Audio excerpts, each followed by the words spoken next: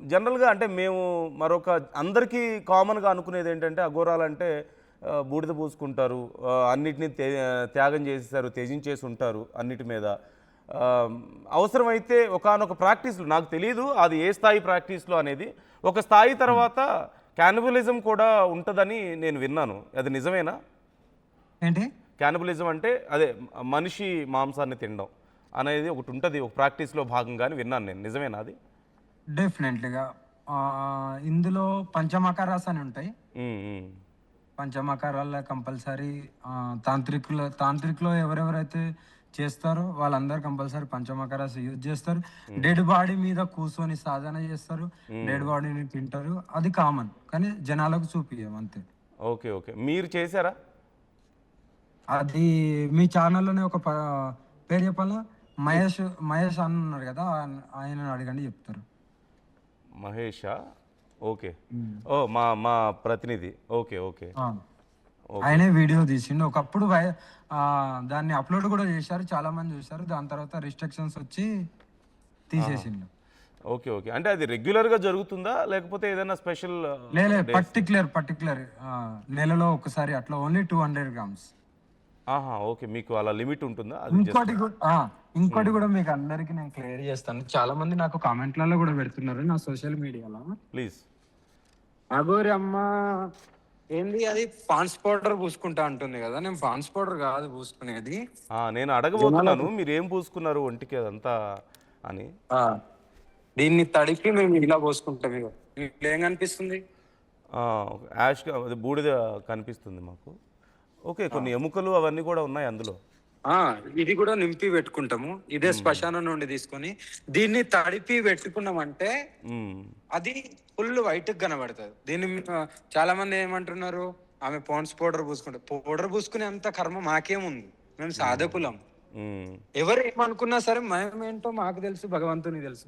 అందరికి నిరూపించుకోవాల్సిన అవసరం గూడా ఇప్పుడు లేదు ప్రెజెంట్ అయితే నాకు. హ్మ్. హ్మ్. అంటే అది మనుషులదేనా? మనుషులదే. ఇంకెవరిదుంటది మనుషులది. ఇంత పెద్ద శ్మశానంలో ఉన్నప్పుడు అల్లకెళ్ళే తీసుకొనొస్తాం గదా! అక్కడ మీకేం రిస్ట్రిక్షన్స్ ఉండవా ఆ శ్మశానంలో? ఏ శ్మశానంలో గూడా ఇండియాలో ఎక్కడ గూడా రిస్ట్రిక్షన్స్ లేవు. ఒక సౌత్‌లో తప్ప. ఓకే. మన దగ్గర ఉంటాయి రిస్ట్రిక్షన్స్ మన సైడొస్తే మీకు. మన దగ్గర మనోళ్ళు పెట్టిండ్లు. బట్ హ్మ్. ఇక్కడ అయితే నువ్వేం జేసినా అడిగేటోళ్ళుండరు. నువ్వు ఏ పూజ జేత్తానవు? నువ్వెందుకు జేస్తున్నావు? హ్మ్. నువ్వు బట్టలు లేకుంటే ఎందుకున్నావు? ఇక్కడ ఎవ్వరు అడగరు. హ్మ్. హ్మ్. ఇక్కడ ఎవ్వరు అడగనే అడగరు. మీరు బట్టల ప్రస్తావన తీసుకొచ్చారు కాబట్టి నేను అడుగుతున్నాను. హ్మ్. మీరు అంటే సహజంగా కొంతమంది దిగంబరులుగా ఉండేవాళ్ళు ఉంటారు గదా! కొంతమంది హ్మ్. మీరు లేదంటే మరికొంతమంది మాత్రం కొంత వరకు బట్టలు వేసుకొని ఉండడాన్ని మేము చూస్తున్నాం. సో, డిఫరెన్స్ హ్మ్. ఏమైనా ఉంటుందా వాళ్ళకి మీకు? ప్రాక్టీస్ సేమా? సేమ్ ఉంటది. వాళ్ళు ఏందంటే లంగోటి అట్లా కడతారు. హ్మ్. ఇప్పుడేందంటే నేను అన్ని చోట్ల ఆహ్, నేను ఎక్కడైతే బట్ట కట్టానో అక్కడ బట్ట కట్టుకుంటాను. హ్మ్. అది ఆల్రెడీ అందరూ గూడా పెద్ద పెద్ద గురువులు గూడా అనౌన్స్‌మెంట్ జేశారు. హ్మ్. ఈమెనెవరు డిస్టర్బ్ జేయొద్దు. హ్మ్. ఈమె ఎక్కడైతే కట్టుకుంటదో అక్కడ కట్టుకుంటది. కట్టుకోని చోట కట్టుకోదు. ఎవరు హ్మ్. ఆమెని ఏమనొద్దని అలా గూడా డైరెక్ట్ జెప్పేసిండ్లు హ్మ్. పట్టాభిషేకం అప్పుడు. ఓకే. నేనేందంటే ఇప్పుడు అందరూ ఒకటే మాట ఆమె వరవెత తిరుగుతుంది, బట్టలు లేకుండా తిరుగుతుంది అన్నందుకు హ్మ్. నేను గూడా సరే సమాజంలో మనం గూడా ఇప్పుడు తిరుగుతున్నాం గాబట్టి, హ్మ్. మనకెక్కడైతే అనిపిస్తదో ఒక్కొక్క ప్లేస్‌లో ఒక్కొక్క వాతావరణం ఉంటది. హ్మ్. మనకు కొద్దిగా ఆ ప్లేస్‌ని బట్టి నేను బట్ట కట్టుకుంటాను. ఓకే. మీ సాధనకి ఈ మోడ్రన్ అఘోరి అనే గుర్తింపు ఇబ్బంది ఏం కలగట్లేదా మరి? అంటే మీరేమో దేవుడి సాధనలో ఉన్నారు. ఇప్పుడు సోషల్ మీడియాలో వస్తున్నారు, టీవీల్లోకి వస్తున్నారు. సోషల్ ఇష్యూస్ మీద కూడా మీరు మాట్లాడాలనుకుంటున్నారు. సో, సాధన సో, అంటే అన్నీ మీకు వదిలేసి ఎక్కడికో మీకింకో విషయం వెళ్ళిపోతారు. తెలియదు. ఆ! మీకింకో విషయం తెలీదు. ప్లీజ్. పెద్ద పెద్ద అఘోరాలు గూడా సోషల్ మీడియాలో వచ్చి ఎప్పుడైతే నువ్వు మాట్లాడతావో, హ్మ్.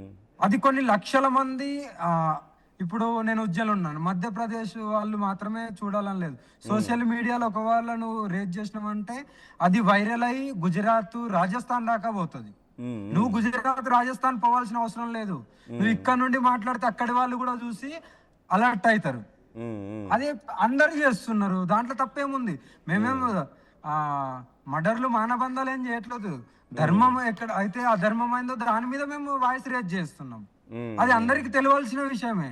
ఉమ్, మేము ఇంకా మంచిగా చెప్తాం. ఇంకా సోషల్ మీడియాలో ఇంకా చాలా యాక్టివ్గా ఉంటాం. ధర్మం గురించి ఎక్కడెక్కడ ఏమేం జరుగుతుంది, ఏ గుడికాడ ఏం జరుగుతుంది, గోమాతని ఎక్కడ గోమాతకు ఎవరు ఎవరు తీసుకెళ్తున్నారు, గోమాతను తరలిస్తారు కదా, ఎక్కడ ఏం జరుగుతుంది అనేది అన్నిటికీ మేము యాక్టివ్గా ఉండే చూస్తున్నాం. ఓకే. అంటే ఇప్పుడు మా ఎక్కడైనా గోవులు సరౌండింగ్ లో ఇప్పుడు ఇప్పుడు నేను ఉజ్జయిన్లో ఉన్నాను. ఉజ్జయిన్లో విత్ ఇన్ స్పాట్ ఏమైనా జరిగిందంటే మేము వెళ్ళొచ్చు. అదే ఆన్ ది స్పాట్ ఇంకా గుజరాత్లో ఏదైనా అయిందనుకో వెళ్ళలేం కదా. కానీ వాయిస్ రేజ్ చేసి ఒక టైం పెట్టుకొని అక్కడికి వెళ్ళిన తర్వాత పెద్ద మీటింగ్ పెట్టి అక్కడ ఏం చేయాలనేది అట్లా ఉంటుంది అన్నట్టు కార్యక్రమం. అంటే ఏదైనా ఒక సమస్య గురించి మీరు పోరాడాలి అంటే చట్టపరంగా చేస్తారా, లేదంటే మీ పద్ధతుల్లో మీరు చేస్తారా? రెండు తీర్లు వెళ్తాం. ఫస్ట్ మర్యాద పూర్వకంగా చెప్పడం ఉంటది. ఉమ్, తర్వాత చట్టం దృష్టికి కూడా తీసుకొని వెళ్ళడం ఉంటది. ఉమ్, ఈ రెండు తీర్లు కాకపోతే నెక్స్ట్ అనేది ఇంకా అక్కడ మొత్తం దిగుతుంది అన్నట్టు. ఓకే. చట్టాలని అది కూడా ధర్మ కార్యం అయితేనే. ఉమ్, ఉమ్, ఉమ్, మన ఇప్పుడు నేనేదో ఎక్కడనో గొడవ పెట్టుకొని అక్కడ మొత్తం రావాలంటే అట్లా కాదు. ఉమ్, ధర్మ కార్యం అయితేనే ఉమ్, ఉమ్. అక్కడ మొత్తం నిలబడుతుంది. ఓకే. విత్ ఆల్ డ్యూ రెస్పెక్టే నేను ఈ క్వశ్చన్స్ అన్ని అడుగుతున్నాను. ఇప్పుడు ఎవరైనా సరే మీకు తెలంగాణ నుంచి కానీ ఇంకెక్కడి నుంచి అయినా సరే మాకు పలానా సమస్య ఏదో సహజంగా నమ్మకాలు ఎవరి నమ్మకాలు వాళ్ళకు ఉంటాయి. బయట దెయ్యాలని అవని ఇవని భయపడుతూ ఉంటారు. అలాంటి సమస్య ఏదైనా ఉంది అంటే మీరు అక్కడికి వెళ్ళి సాల్వ్ చేస్తూ ఉంటారా? లేదు లేదు, నేను ఎవరి దగ్గరికి వెళ్ళను. నా దగ్గరికి నన్ను వెతుక్కుంటూ నా దగ్గరికి వచ్చిన వాళ్ళకు చేస్తాను తప్ప వాళ్ళకి సమస్య ఉంది నేను పోయి తీరుస్తా అట్లా ఒకప్పుడు ఉండే. బట్ ఇప్పుడు లేదు.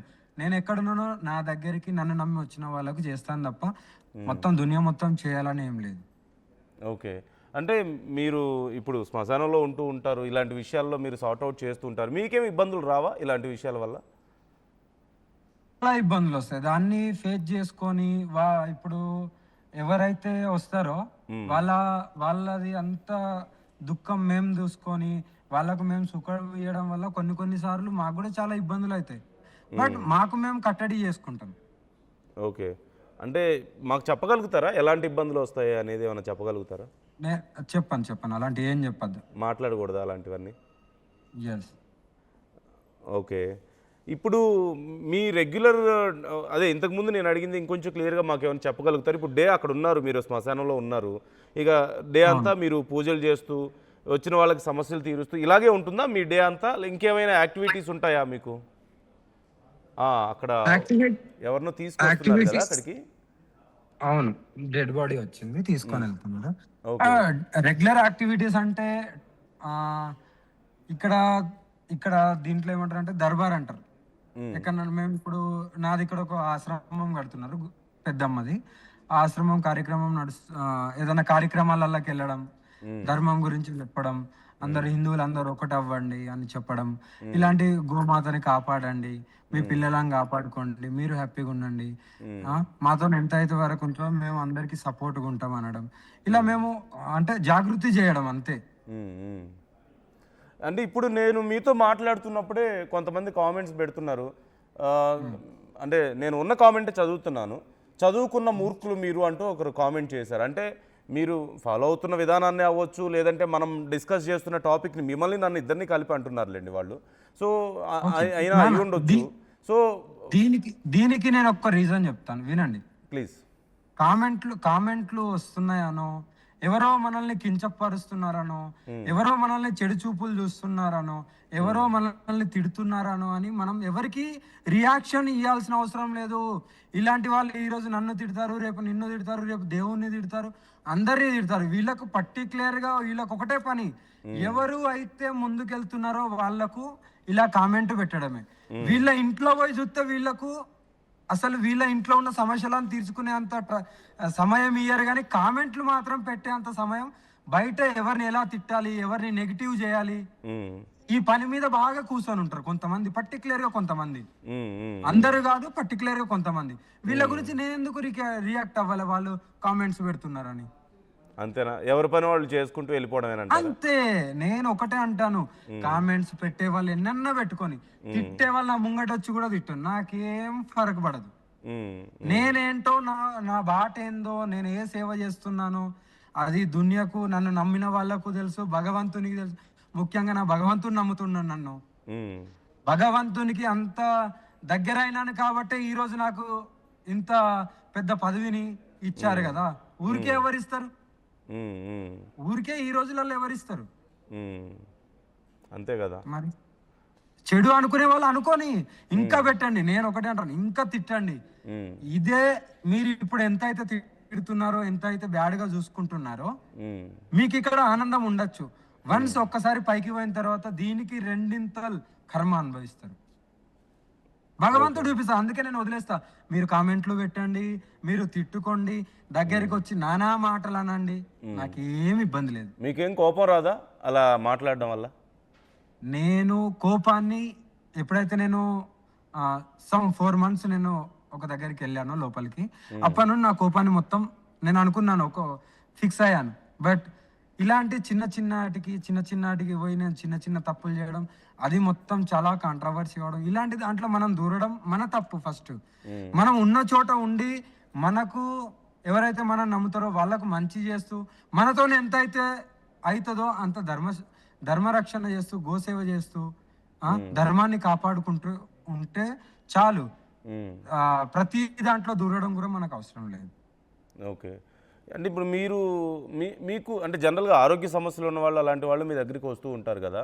ఇప్పుడు మీరేమో బూడిద పూసుకుంటున్నారు, శ్మశానంలో ఉంటున్నారు, మాంసం తింటున్నారు, అన్ని రకాల మాంసాన్ని మీరు తింటారు. అలాంటి సమయాల్లో మరి మీకు హెల్త్ ఇష్యూస్ ఏం రావా? ఈ లైఫ్ స్టైల్ వల్ల మీరు హెల్తీగానే ఉంటారా? పర్లేదు, టేక్ యూర్ టైం. తాగండి, వాటర్ తాగండి. నా నాకు ఇప్పటి వరకు ఏ హెల్త్ ఇష్యూ రాలేదు, ఉమ్. రాబోదు కూడా. అంటే మీరేనా, మీలాగా ప్రాక్టీస్లో ఉన్న వాళ్ళు ఎవరికైనా అంతేనా? ఎవ్వరికి రాదు. ఉమ్, ఉమ్. అంటే ఈ చిన్నవి కూడా రావా జనరల్గా? మాలాంటి వాళ్ళకి నడవకపోవడం అలాంటివి ఉంటాయేమో, కానీ హెల్త్ ఇష్యూస్ ఒక టాబ్లెట్ మింగడం ఇలాంటివి అయితే ఎప్పుడూ లేదు. ఎలాంటివి నాకు వినపడలేదు. ఎలాంటివి ఉంటాయి అంటే ఒక 90 years 80 years అట్లా అయిపోయిన తర్వాత నడవకుండా అయిపోతుంది, అది సహజంగా వచ్చేదే. కానీ ఒక టాబ్లెట్ కూడా ఎవరు సాధకులు టాబ్లెట్లు ఎవరు తీసుకోరు కూడా. ఓకే. అంటే మాతో పోల్చుకుంటే మీరు అనారోగ్యం అయితే ఎవరు ఉండరు, అందరు ఫిట్ గానే ఉంటారు. అంటే మాతో పోల్చుకుంటే మీరు ఇంకా నేచర్కి ఇంకొంచెం దగ్గరగా ఉంటారు. ఎప్పుడు ఆ గంగా వాటర్లో మీరు స్నానాలు చేస్తూ ఉంటారు, ప్రాక్టీసులు చేస్తూ ఉంటారు, శ్మశానాల్లో ఉంటారు, ఇవన్నీ చేస్తూ ఉంటారు కదా. జనరల్గా మాలాంటి వాళ్ళకి ఏ జలుబులో, దగ్గులో, ఫ్లూస్, జ్వరం ఇలాంటివి వస్తూ ఉంటాయి కదా, అవి కూడా ఏం రావాలి. ఇప్పుడు నేను సడన్ గా కేదార్నాథ్ పోయినా సరే నా హెల్త్ అలాగే ఉంటది. మళ్ళీ -degrees నుండి కిందికి వచ్చినా సరే ఇదే హెల్త్ తోనే ఉంటాను. కారణం ఏంటి?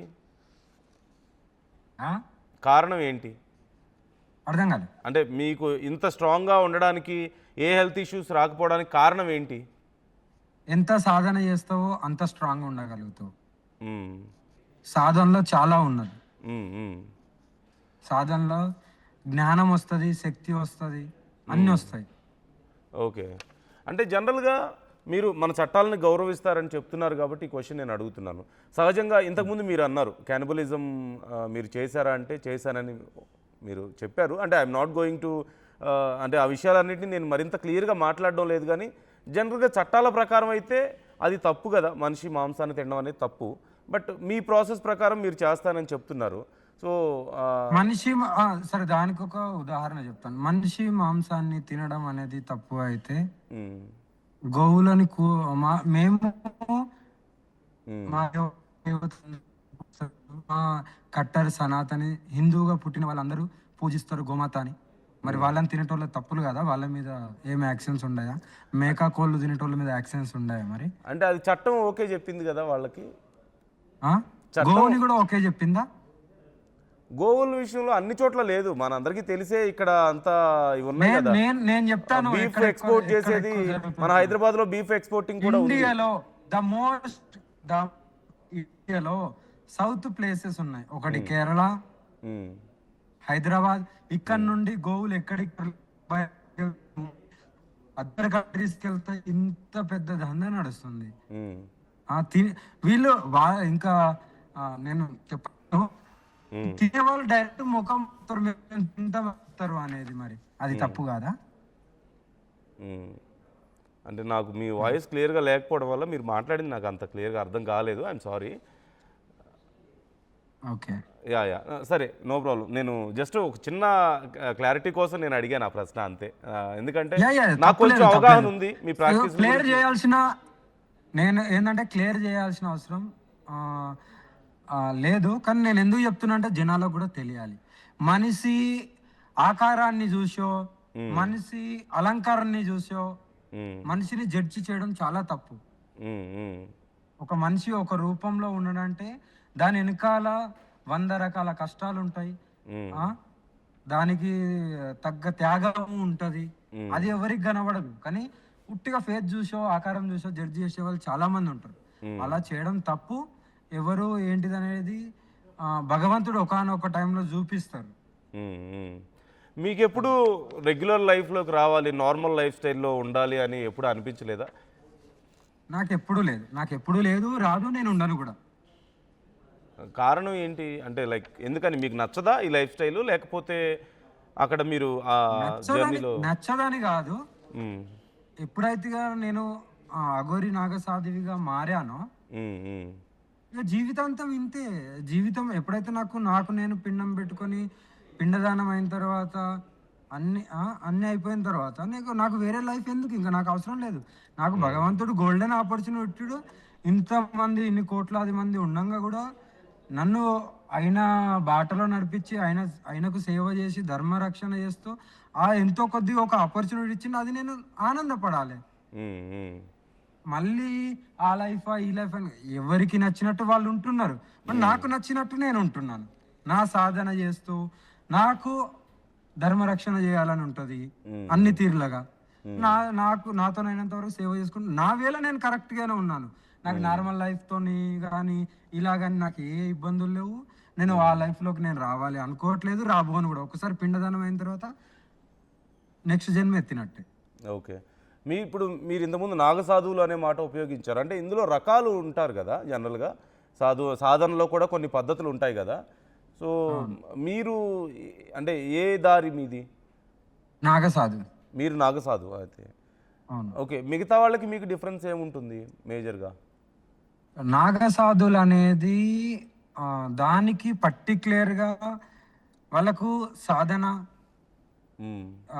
ఎక్కడైతే ఒక మిలిటరీ ఫోర్స్ ఎలా ఉంటదో ఇది గూడా అంతే. ఓన్లీ హ్మ్. సనాతన ధర్మాన్ని కాపాడుకోవాలి. హ్మ్. సాధన జేసుకోవాలి. భగవంతునికి దగ్గరవ్వాలి. ఓకే. అంటే ఇప్పుడు సాధన అనే దాంట్లో చాలామంది మోక్షం గురించి ప్రయత్నిస్తారు. దేవుడికి దగ్గరవ్వాలని చెప్పి కానీ ప్రయత్నిస్తూ ఈ ఉంటారు. నాగసాధువులు లోక కళ్యాణం గురించి. హ్మ్. నాగసాధులనేటివి లోక కళ్యాణం చేయడానికి మాత్రమే హ్మ్. ఈళ్ళొక ఫోర్జ్‌గా ఉంటారు.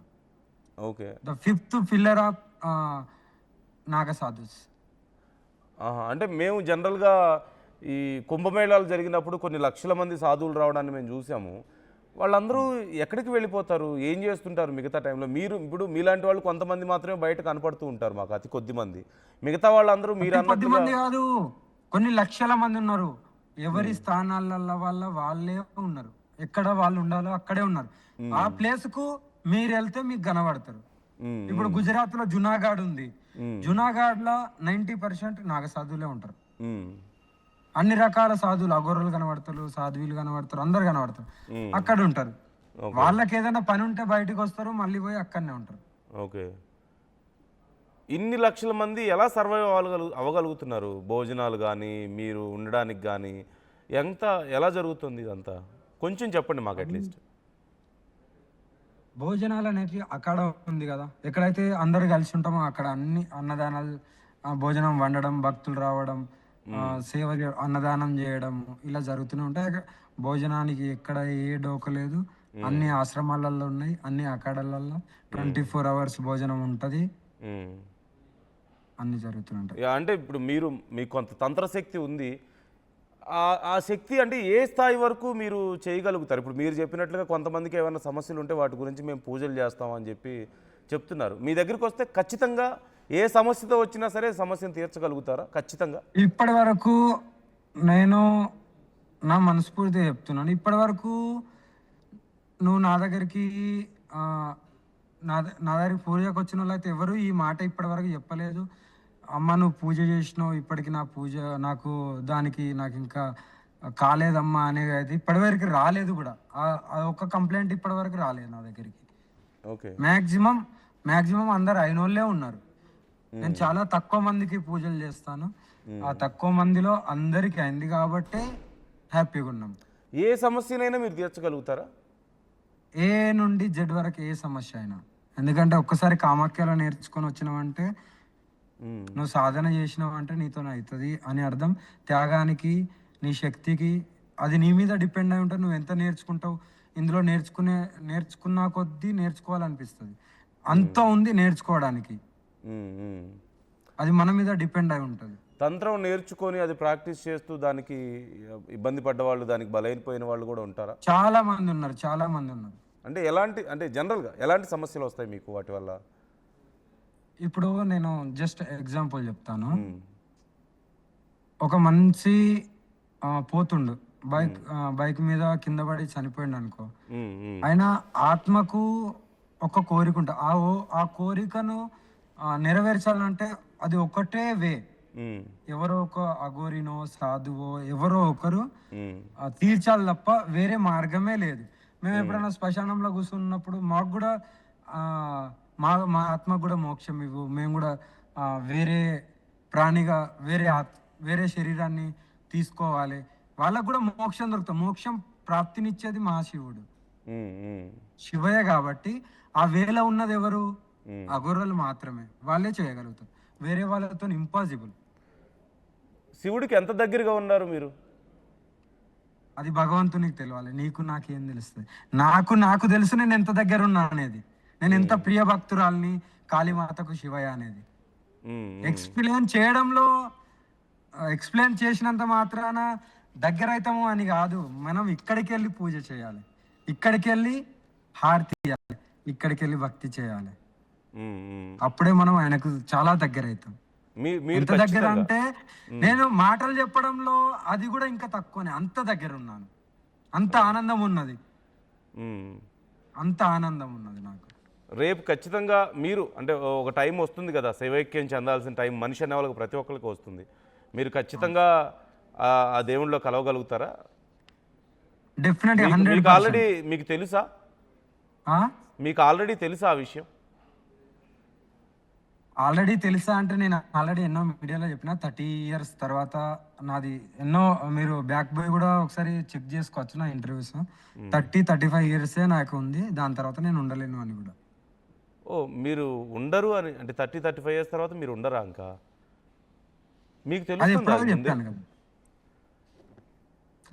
ఎంత సేవ చేసినా, ఎంత ధర్మరక్షణ చేసినా ఈ 30 years 35 years ఆఫ్టర్ నో. మీరు అనేది నెక్స్ట్ 30-35 years? అవును, ఈ సంవత్సరం నుండి. ఇక్కడి నుంచి 30 ఏళ్ళు. 30 ఏళ్ళ తర్వాత ఇంకా మీకు ఎవరికి కనబడను. ఇంకా అసలైన తొలి వెలుగు. ఫాలో వాట్సాప్ @తొలి వెలుగు official.